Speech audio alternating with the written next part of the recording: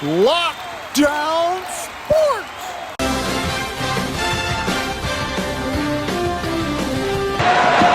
Stackhouse. Oh, America, are you serious? That is a super. Look at him strut. Look at him dancing. Jerry Stackhouse. He's incredible. He's awesome. He's ramming, he's jamming, and he's slamming. There he goes. Ram, jam, slam. Bam. What a play, Mike. Look at this, America. Well, Rod, it's certainly been one crazy slap fest of a March Madness. And I don't envy any team who's going to have to go in and slap Sister Jean out of that wheelchair to get past Loyola Chicago. How are you, my friend? How are you enjoying the madness? Jeff Young, as you know, everybody on planet Earth's bracket has been droned into oblivion. There's only one man left standing, Jeff Young, with a perfect bracket going into the Sweet 16, and that is the Pope. Okay, because there are three schools with heavy religious overtones. I'm sure the Pope's got to be excited about the March Madness because we got a lot of Jesus schools still in it. Unbelievable. How about these upsets, right? 3 of them. We've got, of course, the Jesuits at Gonzaga who know how to play basketball. We got Loyola Chicago, inspired by 102-year-old Sister Jean. And I got to tell you, if they win one more game, she's going to get up out of that wheelchair and walk. Oh, Jeff Young, if they win the NCAA championship, we're going to see Sister Jean moonwalk, okay? She's going to stand in front of the chair. She's going to moonwalk all the way out to half court as they cut down the nets. Well, okay? You know what? She's going to levitate up and cut the net. It's going to be crazy. And then we can't forget Oral Roberts, little Oral Roberts taken down Illinois, #1 seed. Yeah. You know, and I tell you what, it's an amazing for a school as small as Oral Roberts, a school with a name like Oral Roberts. And I still can't get over the fact of watching that game when the announcers said, and Oral Roberts going to the rim.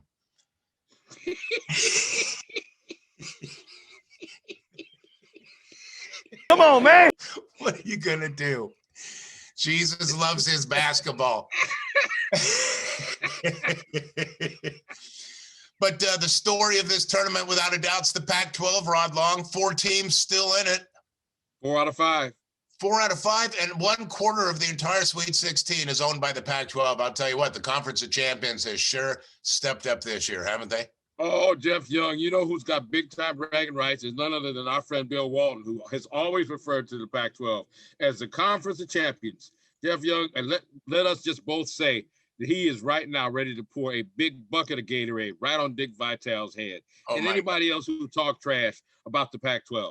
I need a TO, baby. And you know what? We're going to have to do a little segment on Bill Walton here coming up in the next couple of weeks. The guy's the most entertaining color man in college basketball. He's the only guy who can stay on the mic the entire game and not talk about a single thing happening on the court. Jeff Young, he is amazing, is he not? He really is. He's a walking version of an acid flashback. Okay, he really is, man. He's beautiful to listen to.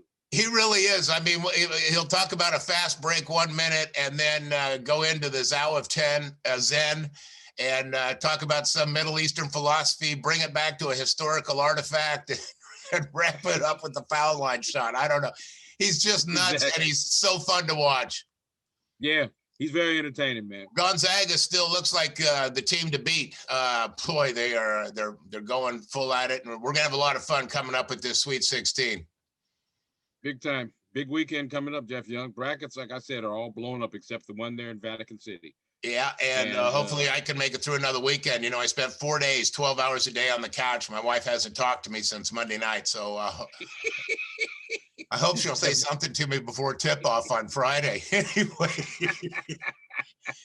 Seahawks news, man. The free agents are going, but we're also picking up a couple and re-signing some vital cogs on our defense. Of course, we signed Chris Carson back to 2 years, which is great news for the 12s. We got that beast mode 2.0 running the ball for us.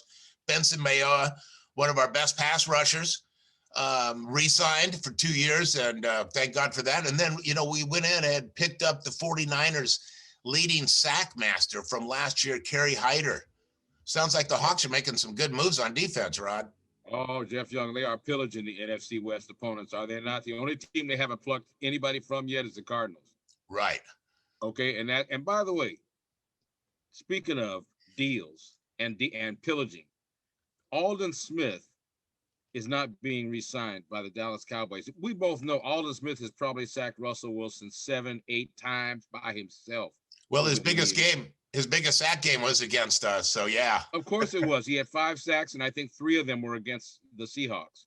Yeah. But big question mark on him. If they're gonna look still for somebody to get to the passer, why not look at Aldon Smith? They tried to get him last year. Remember, they tried to get him last season. Right. And Dallas wouldn't deal him.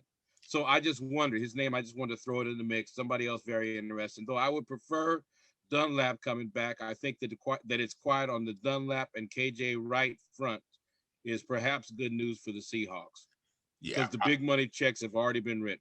I hope so. Yeah, because I would sure like to see KJ back. He's just playing lights out. And, I want to make a quick correction. We talked about the Griffin twins leaving Seattle, but I was mistaken. Shaquille, of course, is gone, but Shaquem is still on our practice squad, and the Hawks have made a move to protect him from being signed by other teams. So they like the youngster, and he's going to stay in the mix. So that's good news. Interesting. That is good news because he's a hell of a pass rusher. Yes, he is. And excitement, March Madness, Hawks signing players, getting ready to start the season. Draft coming up, but let's take a moment, a little somber reflection on what are the greatest, if not the greatest, depending on what metric you use, basketball players, the Big E. Seattle U's own Elgin Baylor passed away this last week. And boy, Rod, what can you say? He brought a national championship to Seattle University.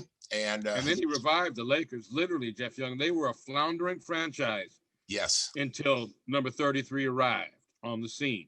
And when he arrived on the scene, everything changed for the Los Angeles Lakers because he teamed up with Jerry West and magic happened. Oh, and he was Magic before Magic. Okay, he was Dr. J before Dr. J.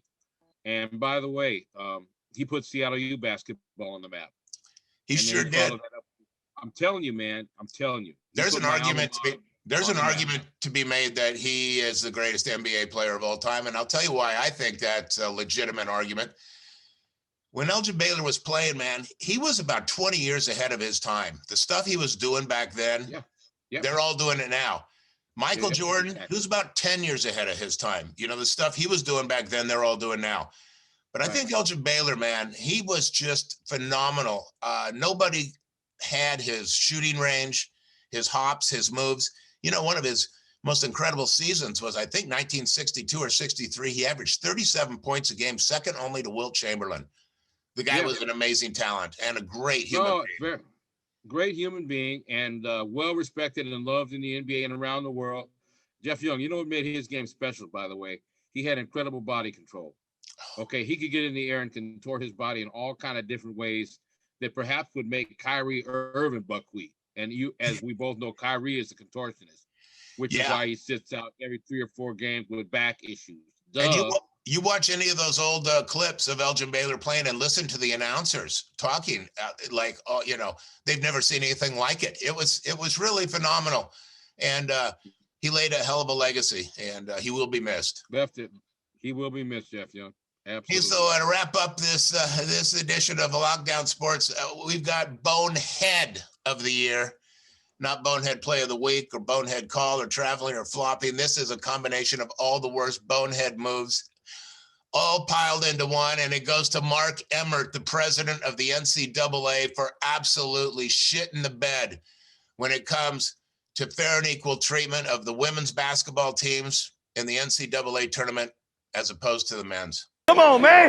Yeah, amazing. Was it not? Well, it was all exposed when we saw that picture of the men's weight room. Here it is, state of the art. And then here's the women's weight room. Oh my God. There's outrage, and rightfully so. And I'll tell you, it's retarded. the more we hear, right? The women's teams have received a cheaper and less effective COVID test than the men.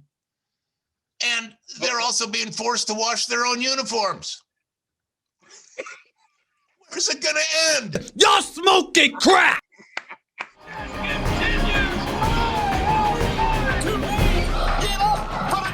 Still moving, he's gonna go! Are you kidding me? Holy catfish!